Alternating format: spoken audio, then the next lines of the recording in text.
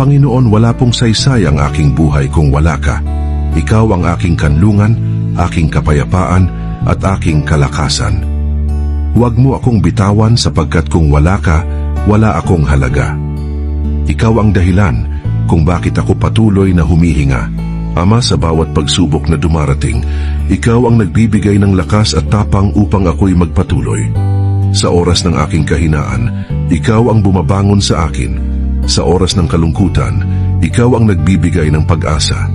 Linisin mo ang aking puso at gawin itong bukal ng pag-ibig, pagpapatawad at kabutihan. Gabayan mo ang aking pamilya, pagpalain mo ang aming mga gawain, at ituwid mo ang aming mga hakbang. Turuan mo akong laging magpasalamat sa maliit man o malaki, at huwag kailanman kalimutan na ikaw ang pinagmumulan ng lahat ng biyaya. Salamat, Panginoon, dahil sa iyo ko natatagpuan ang tunay na kapayapaan at ang dahilan ng aking pag-asa.